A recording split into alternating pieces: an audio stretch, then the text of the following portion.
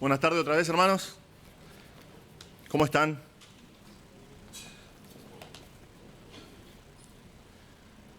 Vamos a abrir nuestras Biblias a Tercera de Juan y vamos a orar antes de comenzar. Señor, te damos gracias por este tiempo. Señor, te pedimos que por favor bendigas nuestro tiempo de adoración ahora en tu palabra. Que por favor nos ayudes a crecer, Señor, en conocerte más. Que nos desafíes por medio de tu palabra a vivir vidas que son dignas de ti, Señor. Por favor, Señor, te pedimos que nos ayudes a entender lo que nos quieres comunicar esta tarde. Te pedimos en el nombre de Jesús. Amén. Creo que cada uno de nosotros ha leído por lo menos una vez en su vida este pasaje en Juan 18. Nos describe a dos personas completamente diferentes entre sí. Uno de ellos está envuelto en trapos, desfigurado por los golpes recibidos. El otro está vestido con ropas finísimas. Por un lado nosotros tenemos a Jesús, el Hijo de Dios, que está a instantes de ser crucificado. Y frente a él tenemos a Poncio Pilato, un hombre poderoso, el gobernador de toda la región. Un hombre que realmente no sabe cómo manejar la situación que este maestro humilde y todo golpeado de Jerusalén desencadenó. La mente de Pilato no llega a entender cómo esta persona que está frente a él puede causar tanto alboroto, que puede generar tanto odio entre los líderes judíos. Realmente no parece muy peligroso. Entonces el cuarto evangelio nos cuenta las palabras que fueron dichas en el pretorio. Pilato mira a Jesús y le dice: ¿eres tú el rey de los judíos? Jesús le respondió: ¿dices tú esto por ti mismo o te lo han dicho otros de mí? Pilato le respondió: ¿soy yo acaso judío? Tu nación y los principales sacerdotes te han entregado a mí. ¿Qué has hecho? Respondió Jesús: mi reino no es de este mundo. Si mi reino fuera de este mundo, mis servidores pelearían para que yo no fuera entregado a los judíos. Pero mi reino no es de aquí. Le dijo entonces Pilato: ¿luego eres tú rey? Respondió Jesús: tú dices que yo soy rey. Yo para esto he nacido y para esto he venido al mundo, para dar testimonio a la verdad. Todo aquel que es de la verdad oye mi voz. Le dijo Pilato: ¿qué es la verdad?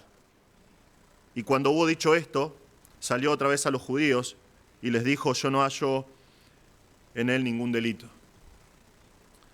Pilato no está solo en su incertidumbre. No es el único que todavía busca la respuesta a la pregunta: ¿qué es la verdad? O tal vez formulado de otra manera: ¿existe realmente la verdad? Filósofos por siglos han tratado de encontrar una respuesta a este interrogante, sin alcanzar algo que realmente satisfaga la mente y el corazón. Los griegos, filósofos por excelencia, trataron de dar una respuesta. Ellos pensaban que la verdad era una perspectiva precisa de la realidad. En otras palabras, si tu perspectiva coincidía con la realidad, entonces era considerado la verdad. Por ejemplo, Aristóteles, un famoso filósofo griego, dijo esto: decir de lo que es que no es, y de lo que no es que es falso. Decir de lo que es y de lo que no es lo verdadero. Decís, wow, no. Realmente parece una pavada, ¿no? Lo que es, lo que no es verdad. Decir lo contrario es mentira. Pero ellos pasaron siglos tratando de buscar una respuesta a la pregunta: ¿qué es la verdad? Y otra vez, esto parece una pavada, pero estas cosas sentaron la base para una escuela de pensamiento que trataba de que necesitaba encontrar la definición para la verdad. Basado en estas cosas, en este tipo de pensamiento, por ejemplo, nacieron las ciencias exactas, como la medicina, que fue prueba y error, pero la realidad era la verdad, las matemáticas, por ejemplo, y cosas así. Sin embargo, después surgió la escuela del helenismo, que sostenía que la verdad no es accesible por lo menos ellos decían esto, ¿no? La verdad no es accesible para el mortal promedio. Es algo que necesitas tener una relación que provenga, decían los griegos, de los dioses, o el hombre, si llegaba a tener una percepción de la verdad, era algo muy limitado. Y luego de esto se formó lo que se llama el escepticismo filosófico.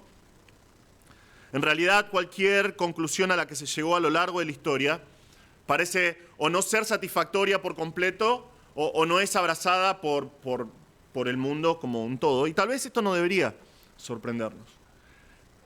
Este mundo es incapaz de conocer la verdad como tal, ya que de acuerdo a la palabra de Dios, que es la base para nosotros de nuestra vida, este mundo está influenciado por Satanás. Primera de Juan 5:19 dice, sabemos que somos de Dios, ¿no? Esta es una realidad que solamente tienen aquellos que son de Dios, aquellos que están en Cristo. Juan dice, sabemos que somos de Dios y el mundo entero está bajo el maligno. La versión que nosotros usamos en Impacto, la Biblia textual llamada la BTX, dice, el mundo entero yace en el maligno. Nosotros muchas veces pensamos, ¿no?, que lo que procede de Satanás, lo que está bajo el dominio de Satanás es la parte fea de nuestra sociedad, la parte fea de nuestra ciudad, pero después vemos los grandes paisajes y decimos, oh, esto, hasta acá no llegó la maldad, ¿verdad? Esto no está bajo el maligno. Sin embargo, la palabra de Dios dice que la palabra que usa Juan es holos, el cosmos entero, todo en su totalidad descansa, está asentado en la influencia y el reino de Satanás. ¿Qué podemos esperar de este mundo entonces? ¿Qué podemos esperar de nuestra interacción día a día con el mundo? Bueno, Jesús, cuando se refirió al diablo, dijo en Juan 8:44, él ha sido homicida desde el principio y no ha permanecido en la verdad porque no hay verdad en él. ¿Ven? Este maligno, Satanás, tuvo conocimiento de la verdad de primera mano, pero cayó y no hay verdad en él. Y Jesús continúa diciendo, cuando habla mentira, de suyo habla porque es mentiroso y padre de mentira. Entonces, en un mundo que está dirigido por el padre de la mentira, no debería de extrañarnos que la verdad sea un concepto extraño para la mayoría y que haya sido reemplazado por algo completamente opuesto a la verdad, algo que es a veces muy sutil, pero que es totalmente engañoso. El apóstol Pablo, cuando habla acerca de estas cosas, dice que el Dios de este siglo llama a Satanás, que está sobre todo el mundo, sobre el cual el mundo yace, llama el Dios de este siglo. Él es el que tiene el dominio y el control en el mundo, en la mente de los incrédulos, y él cegó el entendimiento de los incrédulos para que no le resplandezca la luz del Evangelio de la gloria de Cristo, el cual es la imagen de Dios. En 2 Corintios 4:4.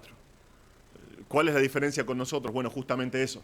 2 versículos después el apóstol Pablo dice que Dios resplandeció en nuestros corazones para iluminación del conocimiento de la gloria de Dios en la faz de Jesucristo. Si el creyente es diferente es justamente porque Dios hizo una obra sobrenatural en él. El hombre caído ha disfrazado la verdad.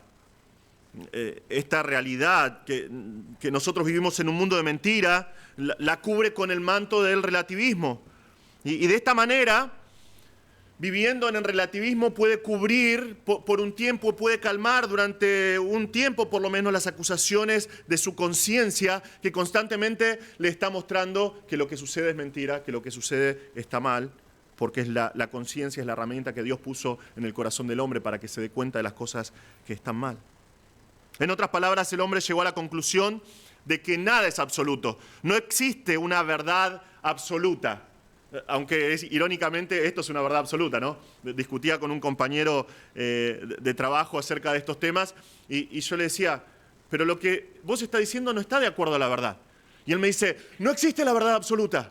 Digo, lo que acabas de hacer es una declaración absoluta. Y decía, no, y quería cambiar de tema, ¿verdad? Pero es lo que hace el hombre. Todo es relativo. Todo depende de la perspectiva de la persona. Nosotros, a mí me encanta escuchar a otros pastores. Escuché a un pastor contar una anécdota que ilustra muy bien este punto.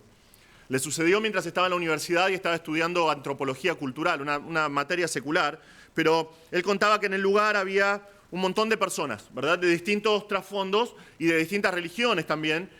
Había una monja, había un muchacho que era musulmán, había un grupo de hippies y estaba justamente, surgió la misma pregunta de Pilatos, ¿qué es la verdad?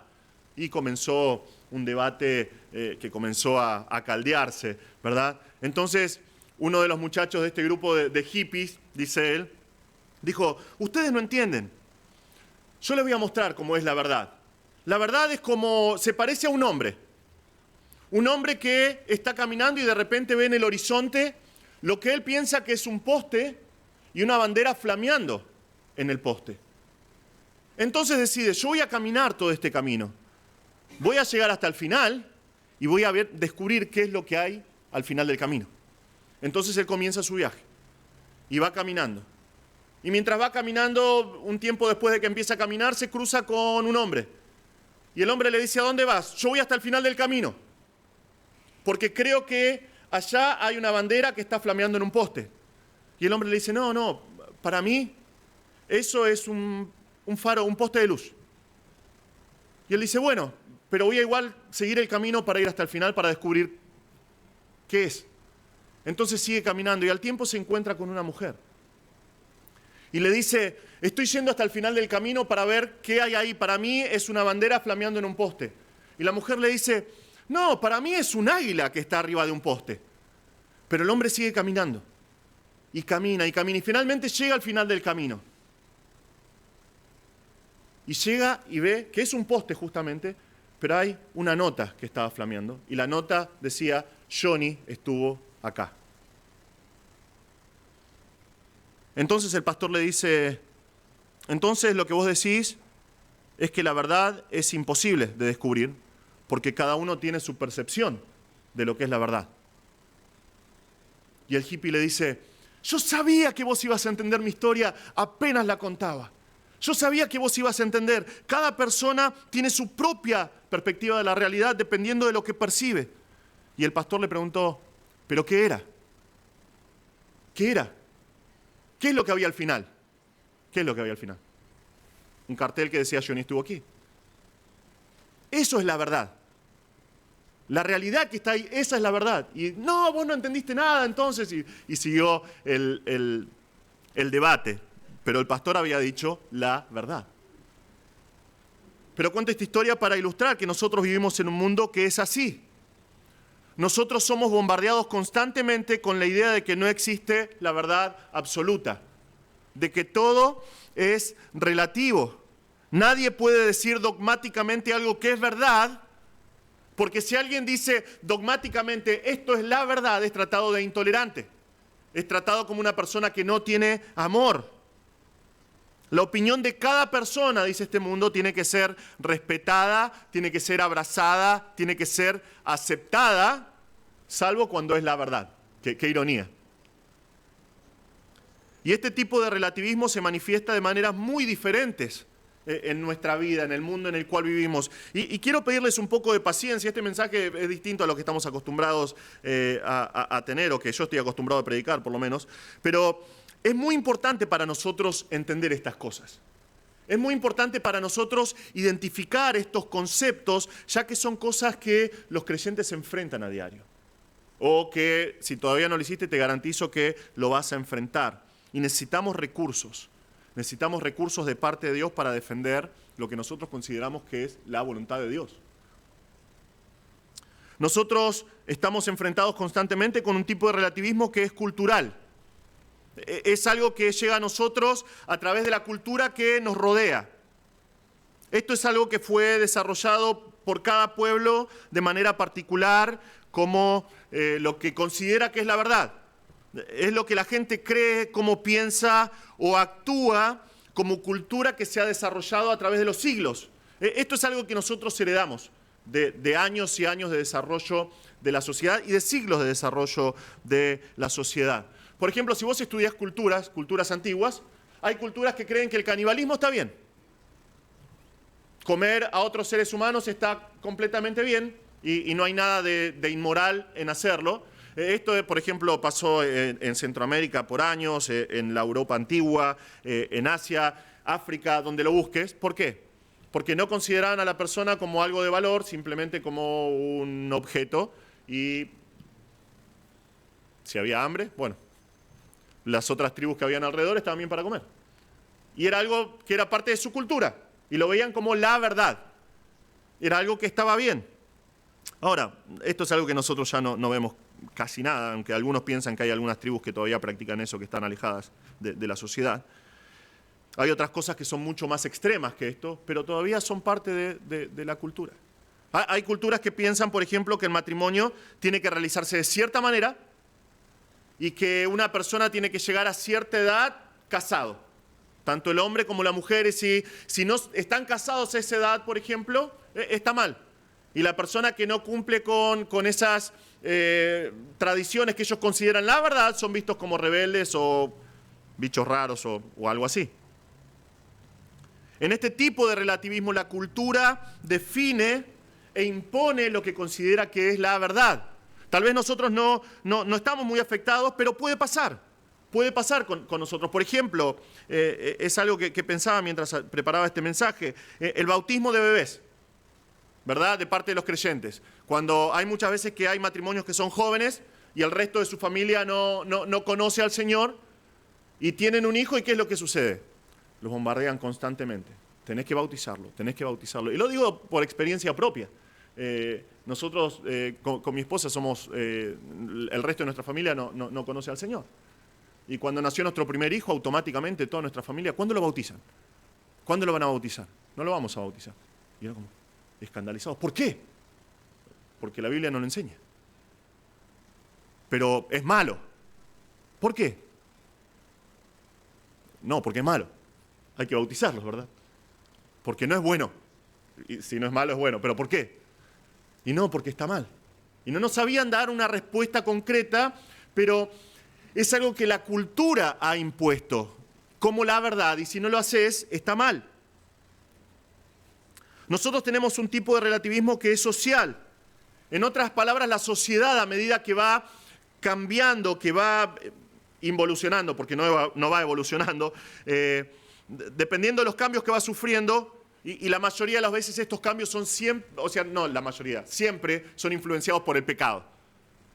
Y van imponiendo cosas que son para la sociedad la verdad, y lo hacen con nosotros. Tal vez este tipo de relativismo sea con el que más nos relacionamos como cuerpo, como iglesia. Hay cosas que son parte de este relativismo social posmoderno que nos afectan o con las que nos enfrentamos. Algunos ejemplos muy claros de este pensamiento. El divorcio, por ejemplo. Hoy es tan normal que los matrimonios fracasen que el divorcio tiene que estar bien. Tiene que estar bien. El aborto, esto es algo que nos toca mucho más de cerca, ¿verdad? Porque por todo el movimiento de pañuelos verdes que hubo últimamente. Pero si la mujer está embarazada y no quiere a su hijo, porque considera que va a ser una carga, o que va a arruinar su vida, o que va a limitarla en sus metas y en sus sueños, lo que sea que piense, dice, bueno, está bien matar a ese bebé que se está gestando, porque no es práctico. La identidad de género. Nosotros estamos siendo bombardeados con estas cosas. Nos dicen que las personas cada vez más demuestran que no se sienten. Los hombres no se sienten hombres, las mujeres no se sienten mujeres. Como se autoperciben, es la verdad. Entonces nosotros tenemos que respetar, tenemos que abrazar. Nosotros tenemos que animar a que ellos se liberen y vivan su vida como quieran, como se sientan, como se autoperciban. La definición de la familia, bíblicamente, es un hombre y una mujer y los eventuales hijos que puedan tener. Pero hoy ya no es así. Hoy las combinaciones son ilimitadas, al punto que un joven viviendo en su departamento con un gatito se saca la foto y dice, somos nuestra familia, o un perrito y dice, es mi hijo perruno y somos una familia, ¿verdad? Ven, la sociedad ha llegado a considerar que algo que es tendencia entre algunos o que es tendencia entre muchos está bien, y por lo tanto, si está bien, es la verdad. Y el resto del mundo tiene que aceptarlo como la verdad. Si es la verdad, tiene que ser normalizado, tiene que ser prescripto, tiene que ser legalizado y tiene que ser aceptado por todos. Y si bien esto depende de cada sociedad, en general, cuando estamos viendo el efecto de la globalización, vemos que se están estableciendo parámetros generales que se ven en todos lados. Y finalmente tenemos lo que llamamos relativismo personal. Esto es a nivel individuo, ¿no? Cuando vos hablas con alguien y te dice, vos preparás una buena defensa del Evangelio, presentás bíblicamente cómo Cristo murió por los hombres y hablás con, no sé, un compañero de trabajo, un vecino, una persona en la parada de colectivos y le mostrás acerca de Cristo y le das pruebas históricas y citás versículos de la Biblia y finalmente decís, wow, hice un buen trabajo, presenté el Evangelio bien. Y al final de todo la persona te mira y te dice, bueno, esa es tu verdad, mi verdad es diferente. Yo creo otra cosa, yo creo que los marcianos van a venir y van a llevarnos o van a traer una mejor cultura. Y vos decís, ¿pero en base a qué decís esas cosas? ¿Internet o es lo que yo creo o es lo que leí en un libro por ahí?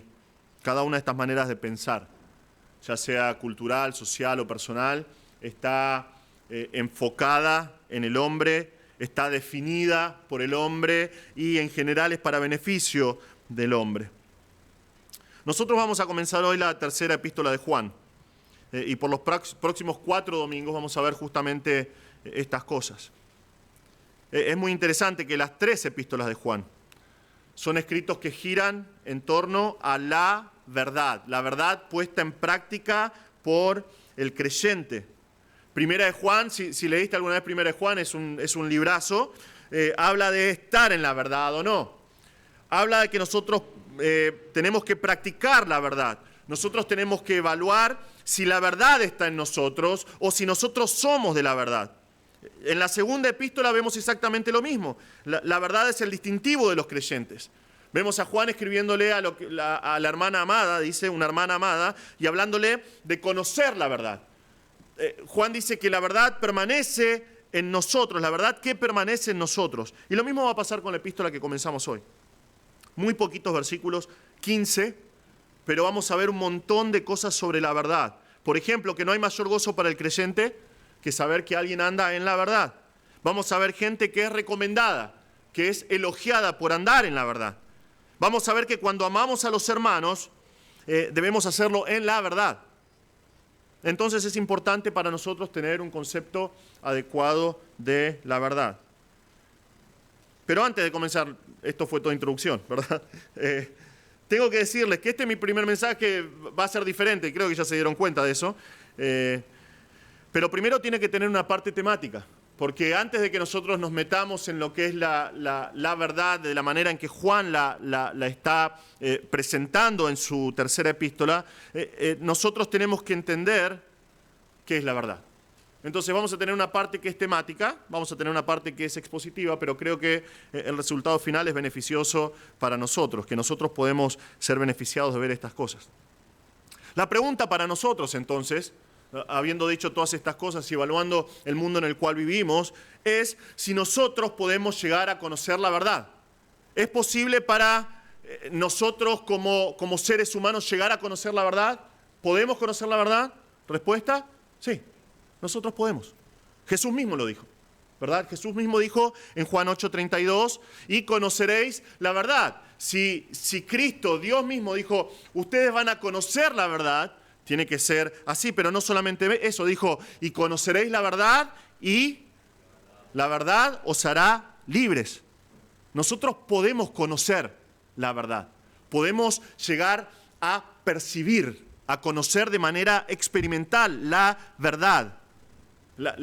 Como diría un niño, ¿no? La verdad verdadera podemos llegar a conocer y por medio de esa verdad ser personas que no están esclavizadas por el relativismo que influencia a todo el mundo, sino ser verdaderamente libres.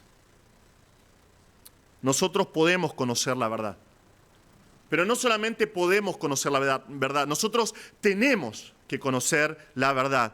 Porque nosotros, si vos estás en Cristo esta tarde, si vos creíste en Cristo como el Salvador del mundo, si vos te arrepentiste de tus pecados y viniste a la fe en Cristo, vos sos parte de la iglesia, sos hijo de Dios, sos el pueblo de Dios. Y 1 Timoteo 3:15 habla justamente de la iglesia y cuando describe la iglesia dice la casa de Dios, que es la iglesia del Dios viviente, columna y baluarte de la verdad.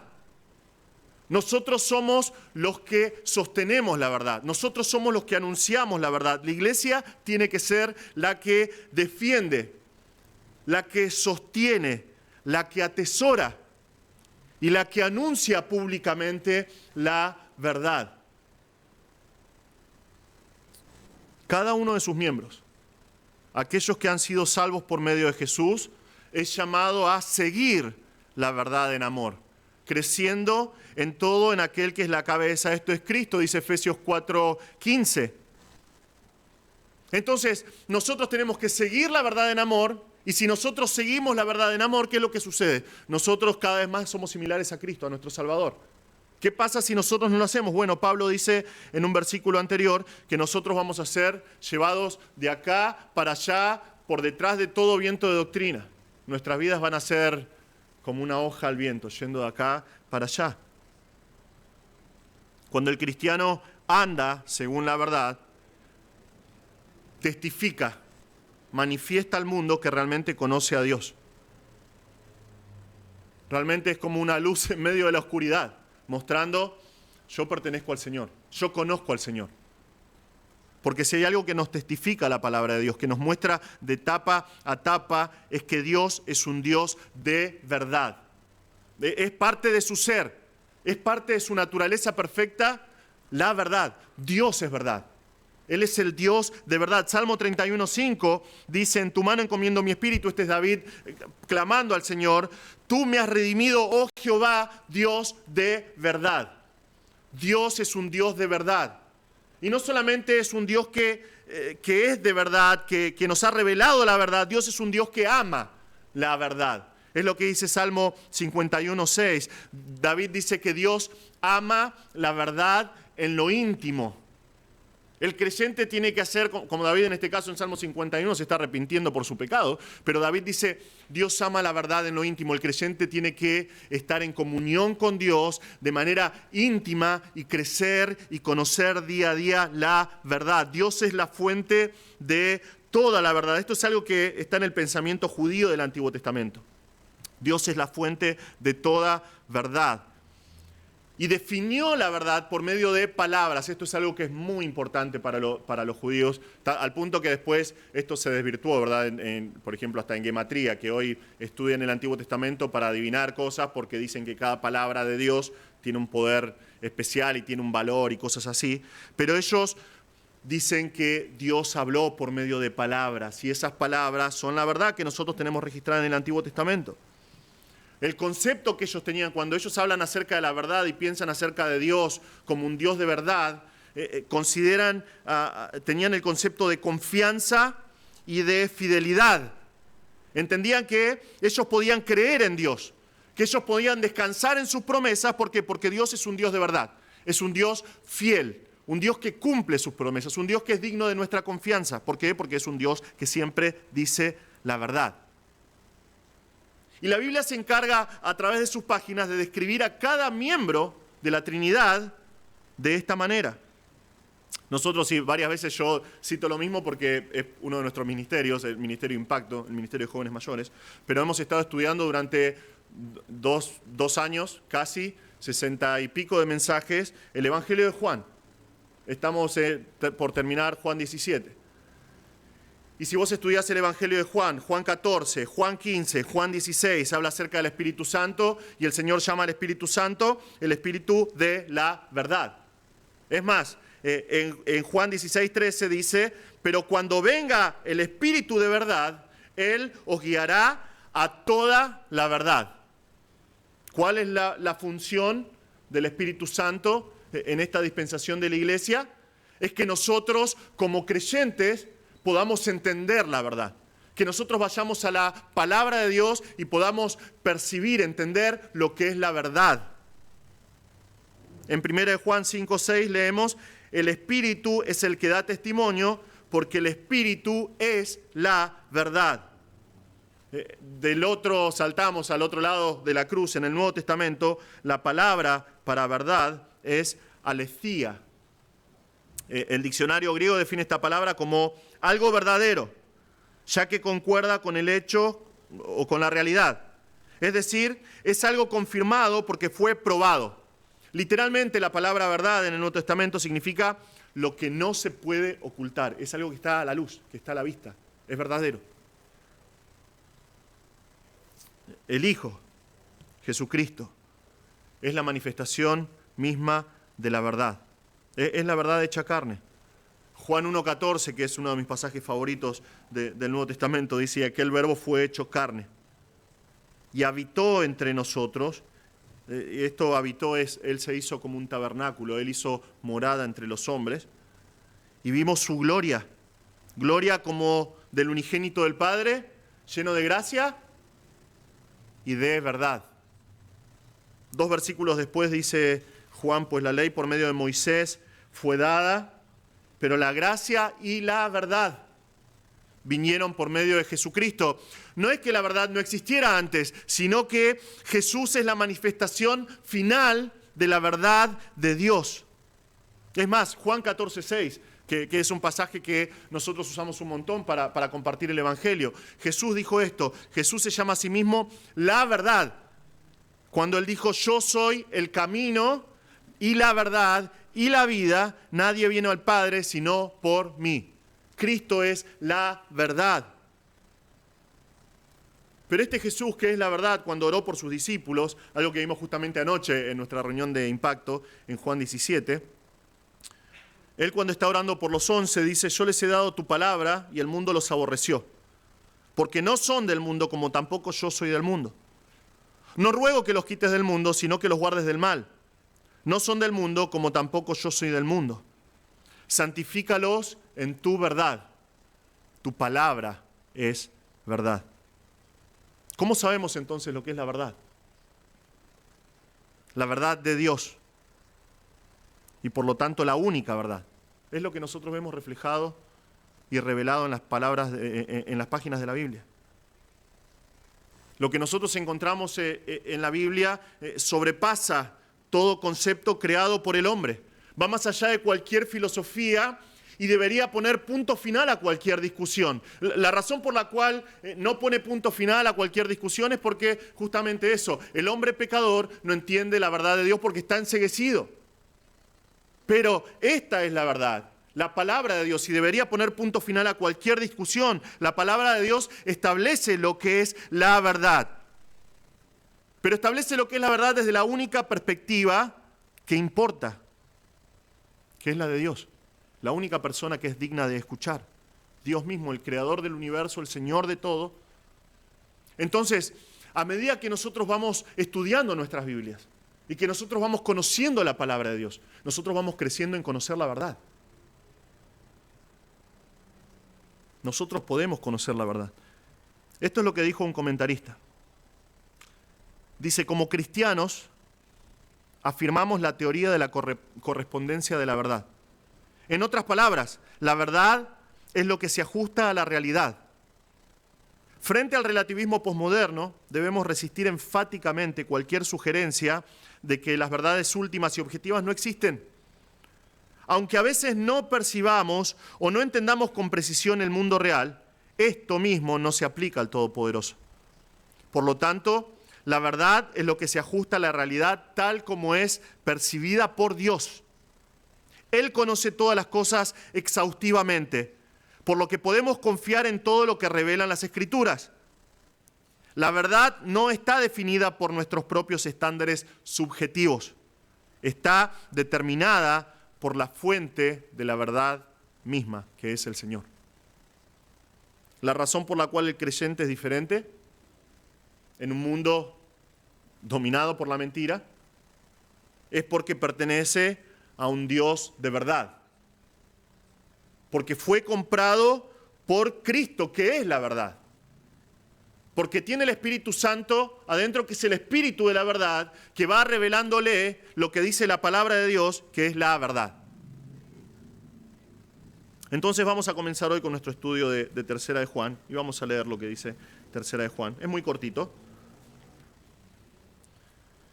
Dice: el anciano Agallo, el amado, a quien amo en la verdad. Amado, yo deseo que tú seas prosperado en todas las cosas y que tengas salud, así como prospera tu alma. Pues mucho me regocijé cuando vinieron los hermanos y dieron testimonio de tu verdad, de cómo andas en la verdad. Yo no tengo mayor gozo que este, el oír que mis hijos andan en la verdad. Amado, fielmente te conduces cuando prestas algún servicio a los hermanos, especialmente a los desconocidos, los cuales han dado ante la iglesia testimonio de tu amor. Y harás bien en encaminarlos como es digno de su servicio a Dios, para que continúen su viaje. Porque ellos salieron por amor del nombre de Él sin aceptar nada de los gentiles, nosotros pues debemos acoger a tales personas para que cooperemos con la verdad. Yo he escrito a la iglesia, pero Diótrefes, al cual le gusta tener el primer lugar entre ellos, no nos recibe. Por esta causa, si yo fuere, recordaré las obras que hace parloteando con palabras malignas contra nosotros, y no contento con estas cosas, no recibe a los hermanos y a los que quieren recibirlos se los prohíbe y los expulsa de la iglesia. Amado, no imiten lo malo, sino lo bueno. El que hace lo bueno es de Dios, pero el que hace lo malo no ha visto a Dios. Todos dan testimonio de Demetrio, y aún la verdad misma, y también nosotros damos testimonio, y vosotros sabéis que nuestro testimonio es verdadero. Yo tenía muchas cosas que escribirte, pero no quiero escribirte con tinta y pluma, porque espero verte en breve y hablaremos cara a cara. La paz sea contigo, los amigos te saludan. Saluda tú a los amigos, a cada uno en particular. Nosotros vamos a tener la introducción a esta carta hoy, y vamos a ver en el versículo 1, cuando Juan comienza, él muestra un vínculo de amor que está basado en la verdad. Versículo 1 dice, el anciano a Gayo, a quien amo en la verdad. Este escrito, como podemos ver, es diferente a las epístolas, ¿no?, a las cuales estamos acostumbrados. Es una carta muy personal, justamente es una carta, ¿no? Segunda y tercera de Juan son cartas, es una carta muy, muy personal. Y tal vez es el mejor ejemplo de cómo los creyentes se escribían al comienzo de la iglesia.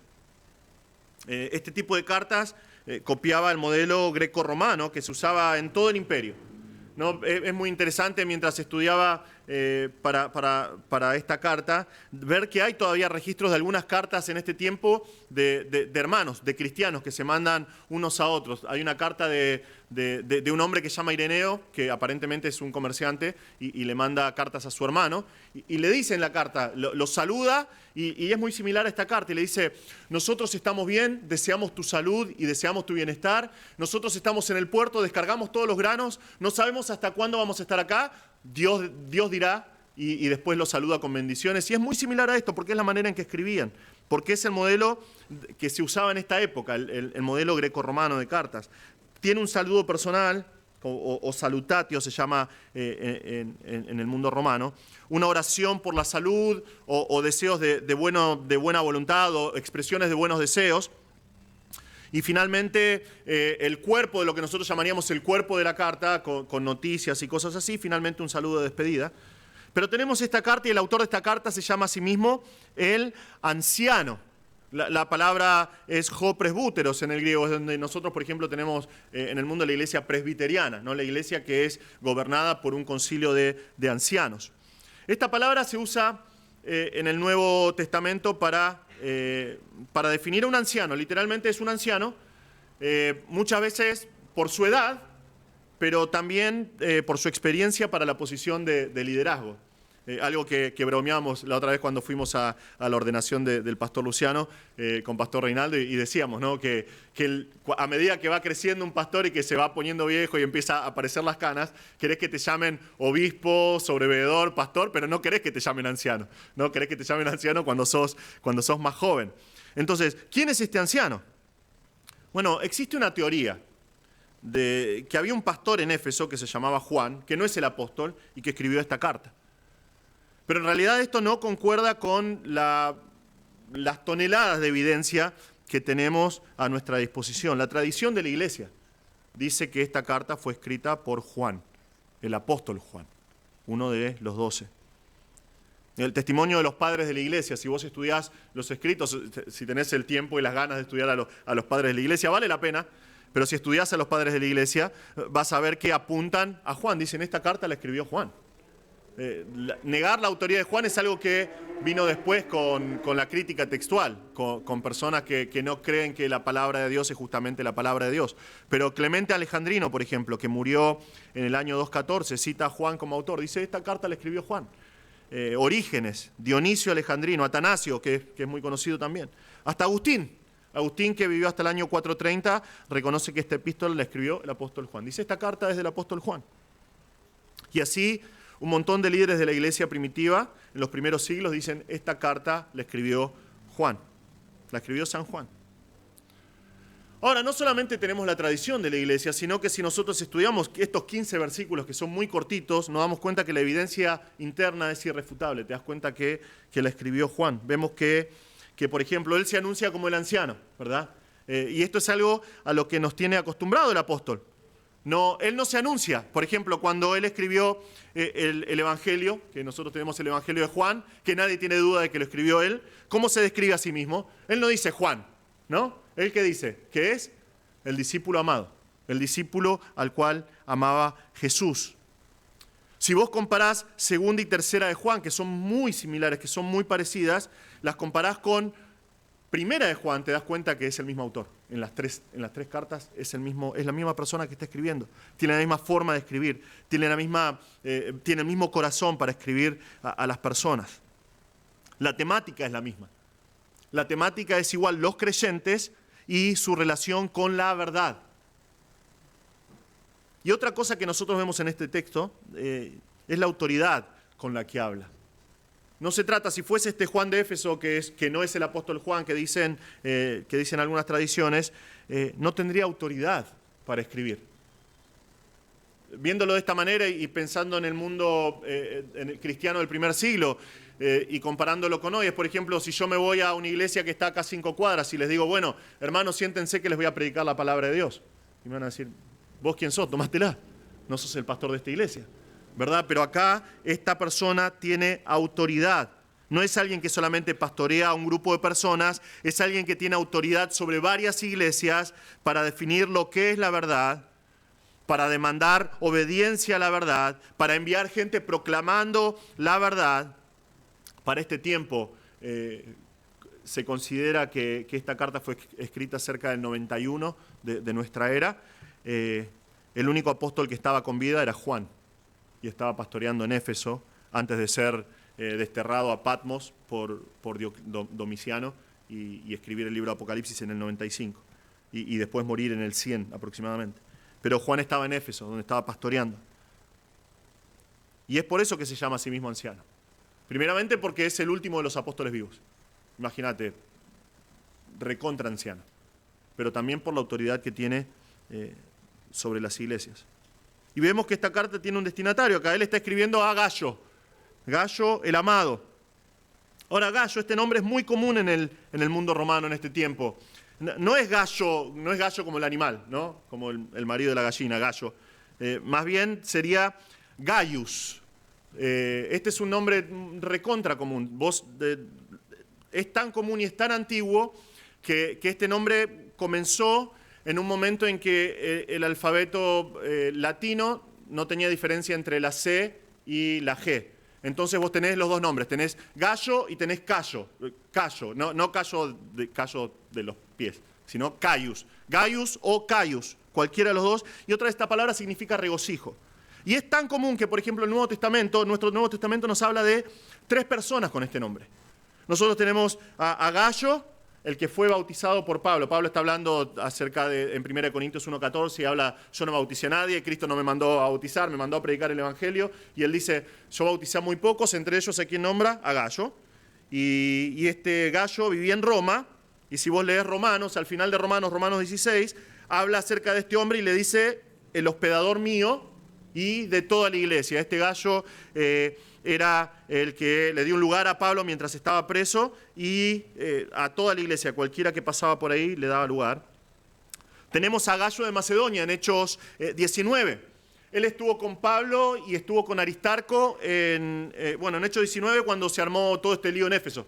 que todos los tipos empezaron a decir grandes Diana de los Efesios, y bueno, y agarraron, Pablo en este momento no fue golpeado ni nada, pero toda la multitud agarró y se llevó a Aristarco y a Gayo, bueno, es este Gayo de Macedonia. Y también tenemos a Gayo de Derbe, que está en Hechos 20, que es otro hermano con el mismo nombre que acompaña a Pablo en su viaje a Asia, que entre otros, porque nombra a varias personas en Hechos 20. Hay una tradición en el siglo IV que dice que Juan tomó a este Gayo de Derbe y lo nombró obispo de Pérgamo. Y es a él que se está dirigiendo. Pero en realidad no hay evidencia, sino una tradición. No hay escritos que sean más antiguos, entonces no podemos decirlo con dogmatismo. Pero puede ser cualquiera de estos tres, o puede ser cualquier otra persona, porque otra vez, Gayo era un nombre como Pedro, Juan, nosotros tenemos montones en este mundo. Lo que sí sabemos con seguridad, porque es lo que dice la palabra de Dios, es que hay un vínculo de amor entre Juan y este hombre Gayo, porque lo llama Gayo el amado. El autor usa la palabra agapeitos, que en el griego es acerca de amor incondicional que proviene de Dios. Es el amor con el que Cristo nos amó. Cristo no nos amó con condiciones, Cristo nos amó con el amor ágape, amor incondicional, es la razón por la cual Él vino a morir por nosotros. Y por lo tanto, nosotros que somos hermanos, comprados por la sangre de Cristo, tenemos que amarnos los unos a los otros de esa manera. Juan va a dar ciertas indicaciones más adelante a Gayo, como corresponde a todas estas cartas. Vamos a ver eso en los mensajes que vienen. Pero antes de hacerlo, quiere dejarle en claro cuál es su corazón para con esta persona. Es amado por Juan. Juan ama a este hombre. En una sola frase, muy pocas palabras, vemos una realidad que es muy gratificante. Imagínate en este tiempo en la iglesia, eran tiempos difíciles. Eran tiempos donde la oposición comenzaba a levantarse. Y llega esta carta del anciano, de Juan, el último de los 12, el último de los que anduvo con Jesús por este mundo. Una persona que realmente tiene un corazón porque sabe que Jesús nos ama. Él es el discípulo amado por Jesús, se llama a sí mismo. Y te envía una carta y te dice, Gayo, vos sos amado. Qué lindo tiene que haber sido eso, ¿no? Qué alegría de haber manifestado el corazón de este hermano. Pero este no es el amor sentimental, emocional, al que el mundo está acostumbrado. Podemos apreciar cuál es la base de este amor. Dice el anciano a Gayo, el amado, a quien amo en la verdad. A quien amo en la verdad. Algunos traducen esto como a quien amo en verdad o a quien amo verdaderamente, pero si vos estudiás todo el contexto de Juan, la mejor traducción es la que tenemos en la Reina Valera, a quien amo en la verdad. Este tipo de amor incondicional, basado en la verdad, tiene que ser nuestra base como vida de iglesia. Lo voy a decir otra vez. El amor basado en la verdad tiene que ser la base de nuestra vida como iglesia. Nuestro amor tiene que estar cimentado en la persona de Jesús. Nuestro amor tiene que tener como base la obra que Cristo hizo en la cruz por nosotros. Es porque nosotros creímos en Cristo como nuestro Salvador que nosotros podemos amarnos los unos a los otros con este tipo de amor. Nosotros sabemos en Efesios 4 que para poder crecer en Cristo, para poder manifestar a Cristo, nosotros tenemos que seguir la verdad, pero tenemos que seguir la verdad en amor.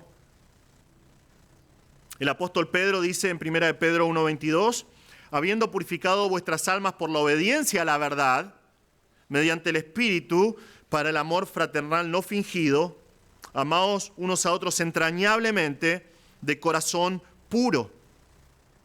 La única manera en la cual nosotros como iglesia vamos a amarnos bíblicamente, que es la única manera que realmente vale, es si nosotros obedecemos a la verdad. Si nosotros conocemos la verdad, crecemos en la verdad, obedecemos la verdad, ¿y qué va a generar eso? ¿Cuál va a ser el resultado? Dice Pedro, un amor que es sincero, no fingido, un amor que es entrañable, que conmueve el corazón, pero un amor que es puro.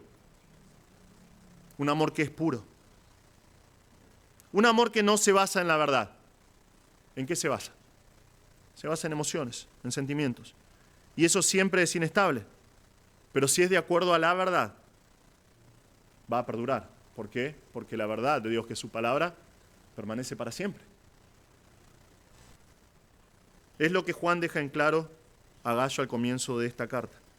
Y es lo que nosotros tenemos que practicar como hijos de Dios. Debemos amar en la verdad.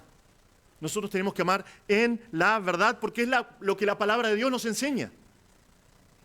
Nuestro amor tiene que estar cimentado en la verdad. ¿Por qué es importante definir esto de manera tan urgente? Bueno, por lo que nosotros vimos al principio de nuestro estudio, nosotros también podemos caer en el relativismo. Nosotros también podemos desviarnos de la enseñanza clara de la palabra de Dios y alejarnos de la verdad. Nosotros podemos desviarnos del mandato de Dios y creer que la vida del creyente es solamente amor sin la verdad. Y esto siempre termina de la misma manera. La historia de la iglesia está llena de ejemplos de qué es lo que sucede cuando la iglesia ama otra vez, entre comillas, pero sin la verdad. Nosotros vamos a ser guiados por las emociones. Y las emociones cambian según la situación.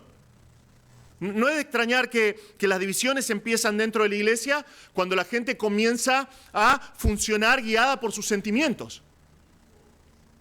Una iglesia que está cimentada en la verdad, en el momento que comienza a tener discrepancias o cierto tipo de discusiones, va a la palabra de Dios, que es la verdad, y dice, ¿qué es lo que dice el Señor? El Señor dice esto. Fin del problema. Debería ser así, ¿verdad? Pero si las personas, una iglesia, deja de lado la verdad y se basa en las emociones, el resultado es división. O vamos a terminar haciendo concesiones. Esto es algo que es muy común ver hoy en día. Nosotros hacemos concesiones y dejamos pasar ciertas cosas por amor, en el nombre del amor. Y es la razón por la cual nosotros, por ejemplo, vemos hermanos pasar tiempo con personas que han sido disciplinadas por la iglesia.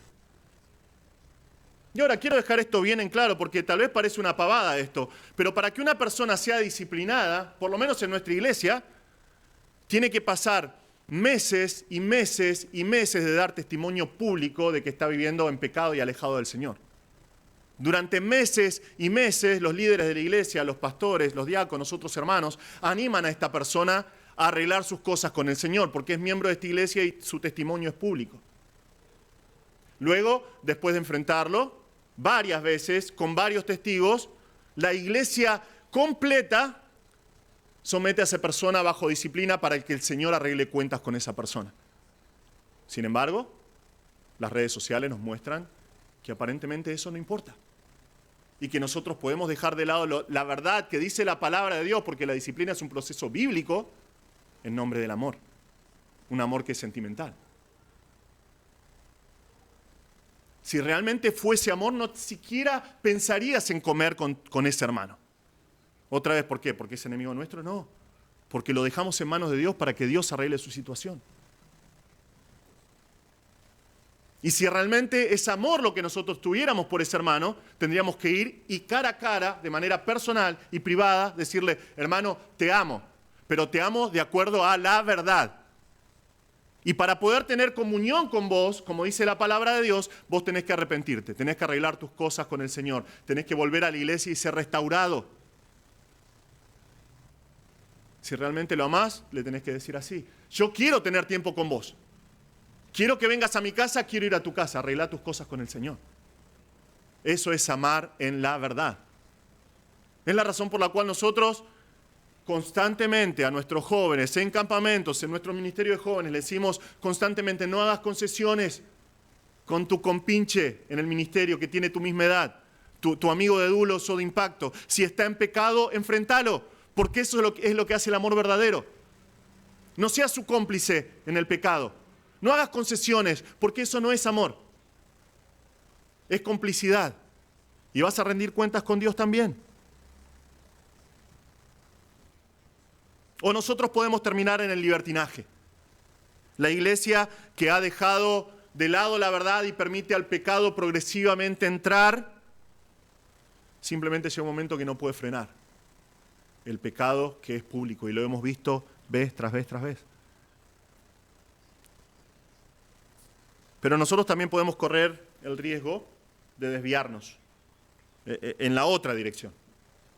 Nosotros podemos enfocarnos en lo que la Biblia dice que es la verdad y decir, bueno, esta es la verdad, pero seguirlo de manera mecánica, no siendo una vida en nosotros, sino un conjunto de reglas que tenemos que seguir. Y eso tampoco termina bien. Eso nunca termina bien. Podemos terminar siendo parte de un sectarismo barato. Esto es algo que lamentablemente he visto más de lo que quiero decir. Nosotros, personas que dicen, nosotros somos los únicos que conocemos la verdad y el resto del mundo está en el error. Lamentablemente he visto a pastores caer en este error y hacer creer a la iglesia que nosotros somos los únicos que somos los portadores de la verdad y nadie más. Y si no hacen las cosas de acuerdo a lo que nosotros consideramos que es la verdad, están equivocados. Si nosotros nos enfocamos solamente en la verdad, sin amor, nosotros terminamos siendo legalistas, creyendo que nos justificamos en cierta manera delante de Dios porque vivimos en la verdad, no para salvación, por supuesto, porque conocemos la verdad, conocemos lo que dice el Evangelio, somos salvos por gracia.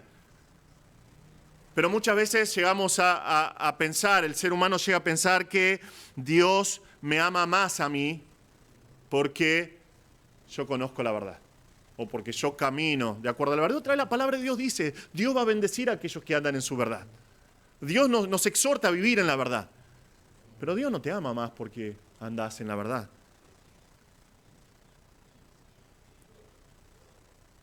Cuando una persona se enfoca en la verdad sin el amor de Dios, manifiesta el corazón que ve a alguien sufrir por el pecado y dice, bueno, tiene lo que se merece, ¿verdad?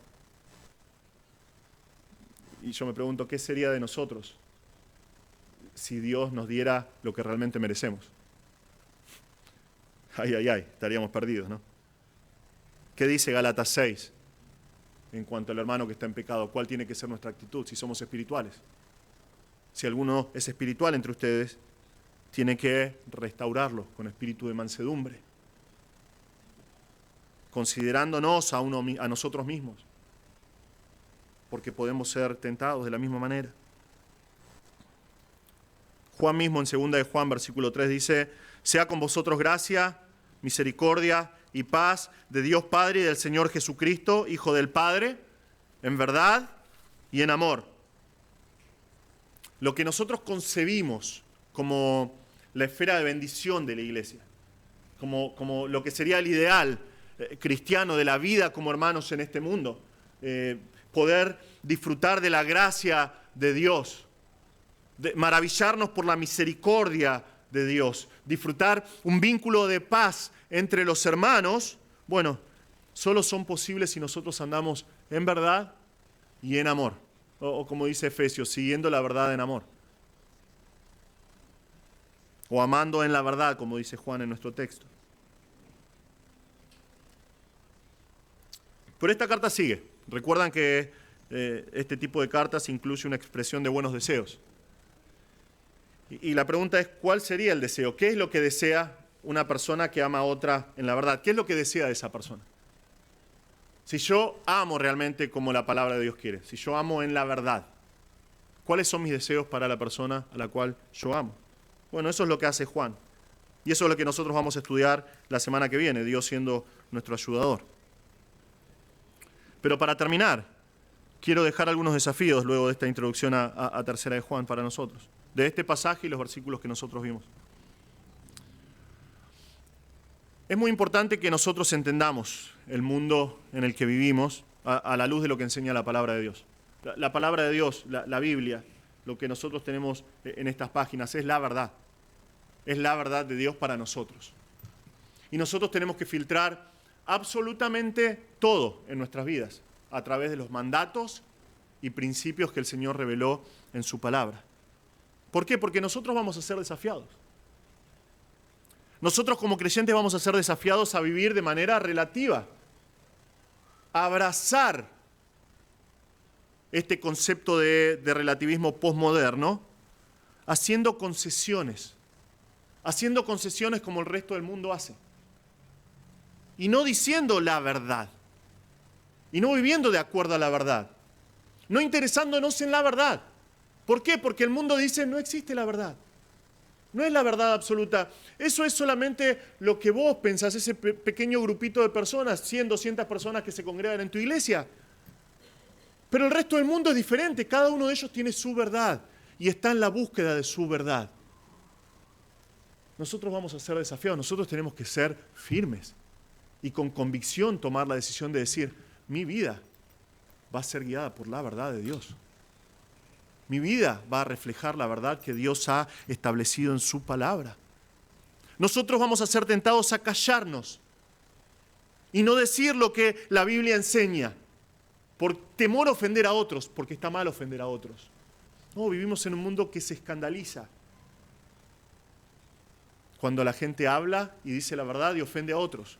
Una cosa que es parte del mundo secular en el que vivimos, pero que pasó hace muy poquito y tiene que ver bastante con esto.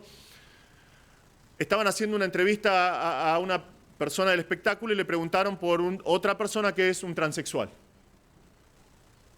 Y le dijeron, ¿qué pensás de ella? Dijo, no me digas ella, porque él es un tipo, es un hombre. Fue un escándalo. ¿Cómo puedes decirle que es un hombre? Ella se siente mujer, se autopercibe mujer. ¿Qué había dicho este hombre? La verdad. Pero la verdad ofende. Y nosotros somos tentados a callar, no decir lo que enseña la Biblia, que es la verdad, por temor a ofender a otros.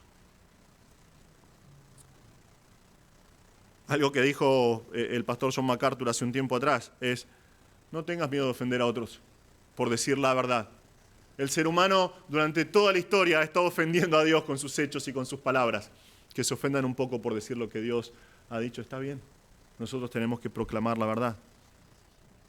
Pero, para vivir de esta manera, para no ser afectados e influenciados por este mundo, nosotros tenemos que crecer más y más en conocer la verdad. Lo que dice la palabra de Dios. Nosotros hacer en Impacto con los jóvenes veíamos justamente Juan 17.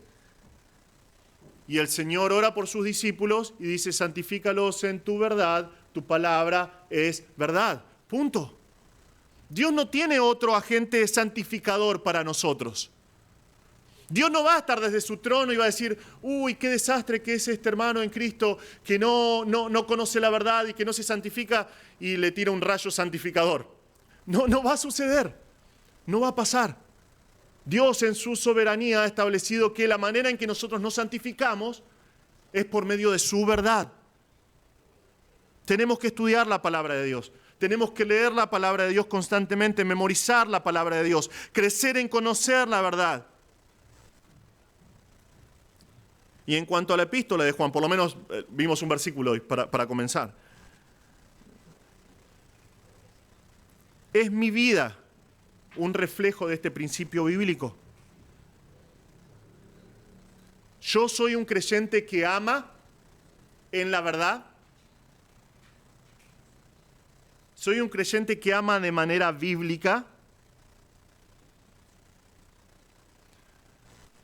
¿Qué áreas de mi vida no se amoldan a la verdad de Dios? Porque esto es algo que afecta a cada uno de nosotros.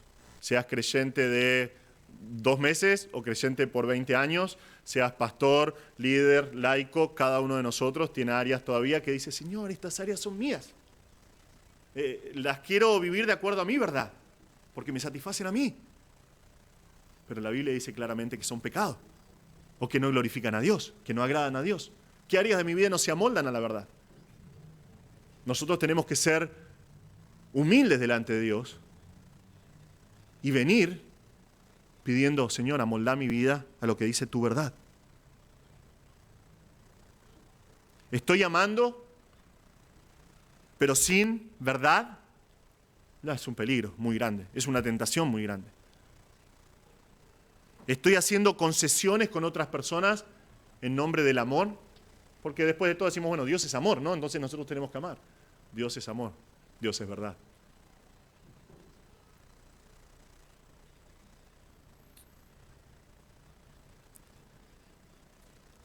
Esta pregunta es buena. ¿En qué áreas de mi vida soy un fariseo realmente? Esto es muy fácil para iglesias como la nuestra, que constantemente están predicando la palabra de Dios y predicando la verdad. ¿En qué áreas de mi vida soy un fariseo? Que conoce la verdad, pero no la aplica en amor. ¿Viste? No sé si te sentís así, alguna vez te das cuenta y el Señor te muestra y te dice, eso es ser fariseo y legalista. Y estás pensando cosas y casi que empezás a sentir que te crece la barba y las filacterias. Soy un fariseo. Y el Señor dice, eso no es el amor de Cristo. Hermanos, que seamos personas como Juan, para con Gallo, que ama, pero que ama en la verdad. Que seamos personas que conocen la verdad de Dios, lo que dice la palabra de Dios, pero que podamos aplicarlo con el resto de nuestros hermanos y para nuestras vidas en general, en amor, porque es la voluntad de Dios para nosotros. Tal vez estás acá visitándonos, o tal vez estás escuchando o viendo esta transmisión en vivo y no conoces al Señor. Todavía estás como Poncio Pilato preguntando ¿qué es la verdad? Estás buscando y hasta ahora no la encontraste. Bueno, Jesús dijo claramente en Juan 14:6, yo soy la verdad. Yo soy la verdad, Él es la verdad.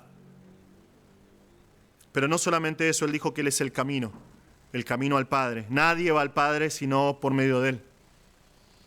Cada uno de nosotros, cada ser humano nace en pecado. Nace separado de Dios por el pecado.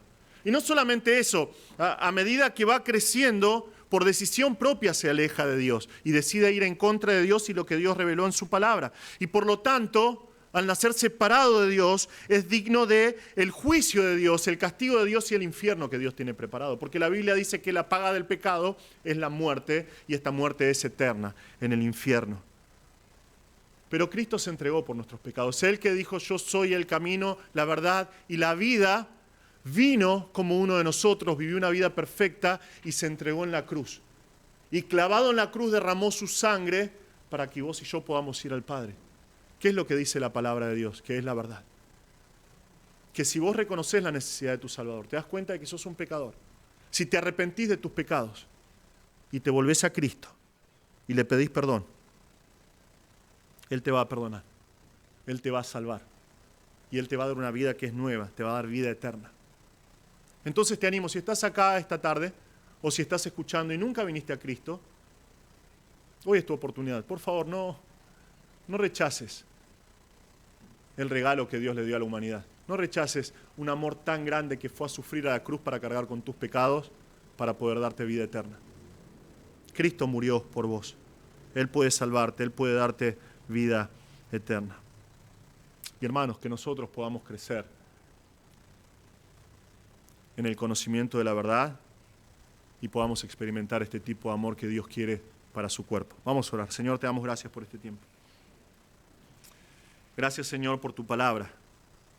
Gracias, Señor, porque tu palabra es la verdad. Y nosotros, qué bendecidos que somos, Señor, de entre tantos millones que hay en el mundo, de poder venir esta noche a este lugar y abrir tu Biblia y saber que podemos conocer la verdad, que nosotros podemos crecer en la verdad, que nosotros podemos ser santificados por la verdad.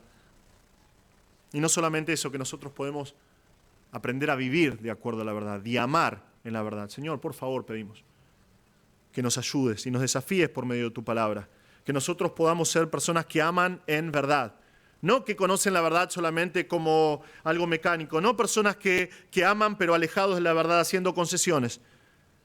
Señor, que seamos personas que nos amamos los unos a los otros en verdad. Tu palabra dice que en esto el mundo va a conocer que nosotros somos tus discípulos, si nosotros nos amamos los unos a los otros, y ese amor tiene que estar basado en la verdad. Ayúdanos a ser testimonio, Señor, de la obra que Cristo alcanzó por nosotros en la cruz. Y te pido, Señor, que si hay alguien esta tarde que no te conoce o está escuchando por medio de internet y no te conoce, por favor, Señor, que tu Espíritu Santo lo esté convenciendo y se dé cuenta de la necesidad que tiene de ti. Señor, te damos gracias por tu palabra y por este tiempo y pedimos tu bendición en el nombre de Jesús. Amén.